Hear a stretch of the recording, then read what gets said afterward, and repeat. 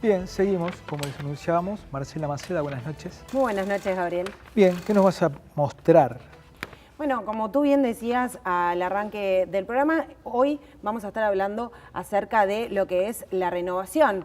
Y luego de las elecciones internas se habló mucho acerca de este tema, justamente por la entrada, digamos, en la arena política de figuras como Luis Lacalle Pou o también el propio Sendik, que integra ahora la fórmula del Frente Amplio, y en torno a ellos se escribió mucho y se habló mucho acerca de este concepto de la renovación. Y para hacer un análisis sobre el tema de la renovación, la realidad es que también tenemos que hablar sobre el electorado uruguayo. En 2009, más o menos el 25% del electorado era mayor de 60 años. Por lo tanto, estamos hablando de que tenemos una población bastante envejecida en lo que es la región. Pero si hablamos concretamente de los políticos uruguayos, podemos hacer un promedio de las edades de los candidatos en las diferentes elecciones.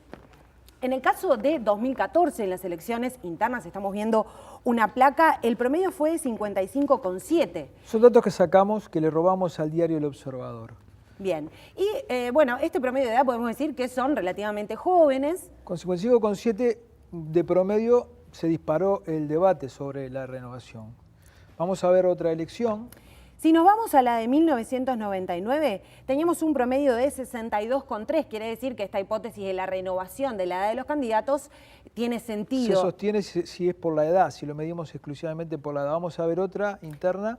En el 2009 todavía tenemos candidatos más jóvenes en el 2014. El promedio en ese entonces era de 59,5.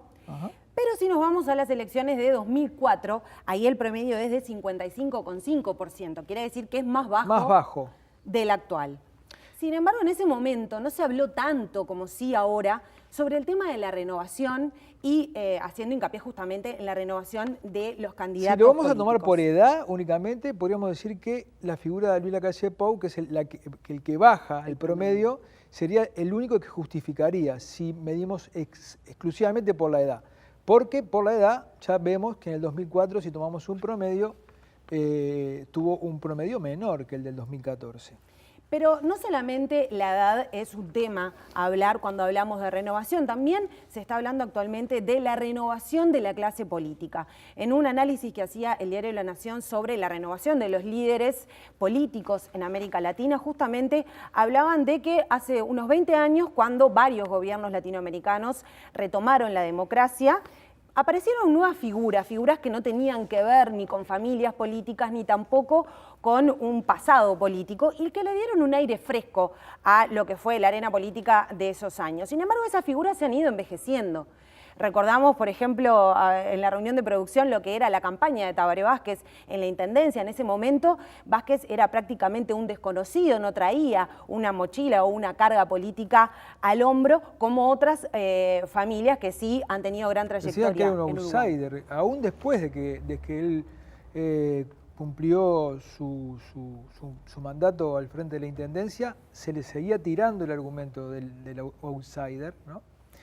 Pero tenemos un tape que justamente habla sobre la renovación o esta renovación de la que tanto se habla de la clase política y cómo también estos candidatos que se los tilda de renovadores también están vinculados a familias y personajes con un gran peso en la política. A una estirpe política, vamos a verlo.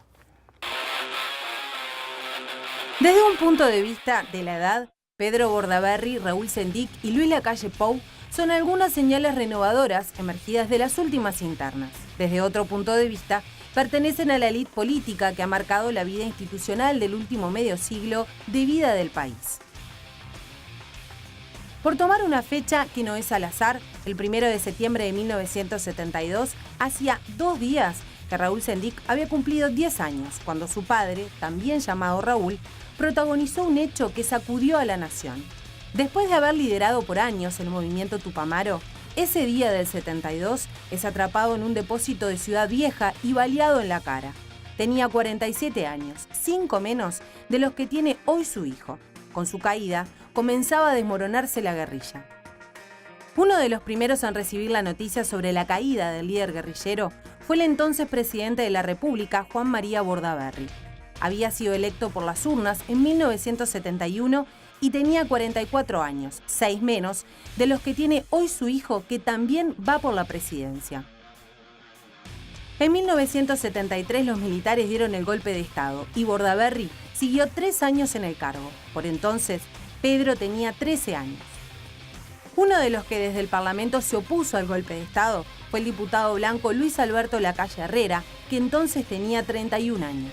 Con el paso de los años, en 1990, Lacalle llegaría a ser presidente de la República, aunque no pudo contar con el voto de su hijo mayor y tocayo, ya que este tenía apenas 17 años. Lacalle Herrera asumió con 49 años, 8 más de los que tiene hoy su hijo, que ahora también va por la presidencia. Raúl Sendic Antonaccio murió en 1989 a los 64 años en París, luego de más de una década de dura reclusión en las cárceles de la dictadura. Juan María Bordaberry murió en 2011, con 83 años, luego de haber sido enviado a prisión por haber violado la Constitución al haber apoyado la dictadura. A sus 75 años, Luis Alberto Lacalle Herrera sigue siendo senador de la República. Aún, dentro de un ambiente de renovación que parece haber arrojado las internas, los herederos de estos hombres políticos siguen haciendo que sus apellidos continúen vinculados al poder.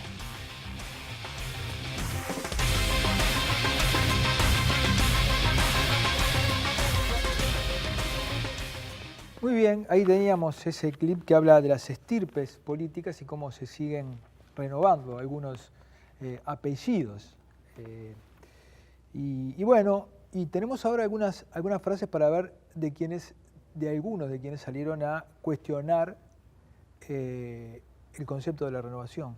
Sí, concretamente el politólogo Daniel Chaschetti, que realizó una columna en Montevideo Portal, de la cual nosotros tomamos algunas frases que tienen que ver con este tema de la renovación. La primera que vemos: el reclamo de renovación en política es tan viejo como la misma idea de conservación del statu quo. Vos decías un poco, ¿no? Una columna que va por el lado de cuestionar este tema de la renovación. Pero luego continuaba hablando del tema y decía: hay bastante evidencia empírica que muestra que lo que supuestamente se quiere cambiar goza todavía de cierta legitimidad, tal cual lo vienen mostrando las encuestas de intención de voto. Retomando también lo que estábamos mostrando nosotros en el tape, con esto de que se repiten todavía varios apellidos. Vamos a otra frase.